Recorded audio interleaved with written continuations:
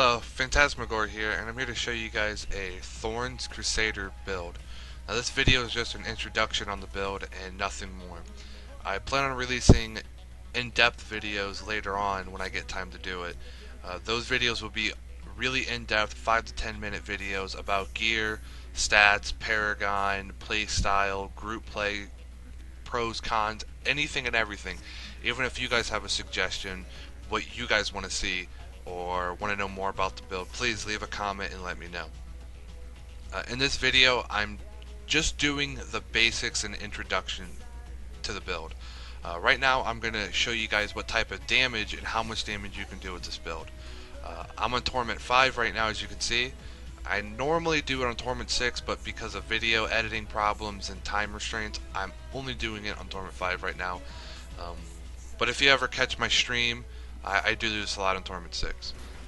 What I'm doing is I'm killing Siegebreaker. A lot of people think this is a niche or cliche thing to do, and that this is the only thing that's built good for. Well, you're wrong. Yes, it does work. Yes, it is nice, but no, this is not the only thing this build can do. What I'm doing is I'm switching gear really quick. I'm going to run up to him, provoke him, Akkrat's champion, pop my ore, then Iron Skin. And if you look, I was hitting over 61 mil constantly. That's just one of the things you can do with this build.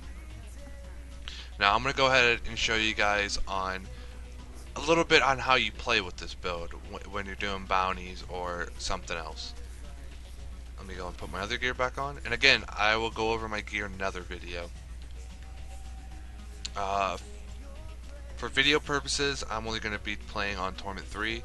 I got a lot of feedback on my first video I made, complaining because I was playing on Torment 1, so I decided to bump it up to Torment 3. I normally play on Torment 3, Torment 4. I've yet to make the jump to Torment 5, but I'm not even close to having best in slot gear, so I'm content on where I'm at right now. I'm just going to go to the Fields of Misery, and I will show you guys how you play it with this really quick.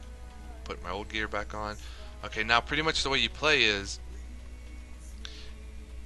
if you watch, when I get hit I do damage.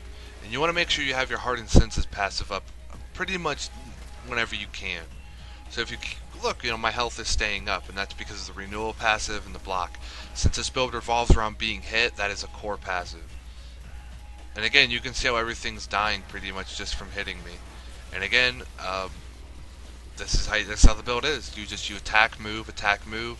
You don't want to stop moving unless you find an elite group, or you're fighting difficult monsters, the ones I'm talking about, the ones that teleport and go underground and all that other stuff that push you and slow you and everything else.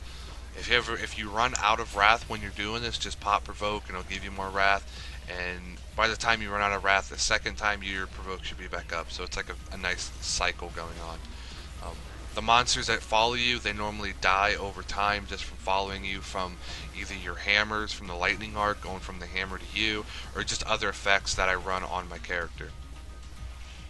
Right here I'm going to fight a champion. Now this isn't the one I would like to fight, but it kind of gets the job. And pretty much when you get a champion, you want to provoke him, Akkrat's and everything else, Iron Skin, and he'll die. You just want to stand still, cast your hammers, and just spin the win. This wasn't a good one. Normally, you want to, if it was a real champion group or an elite group, I would have been able to show a lot easier.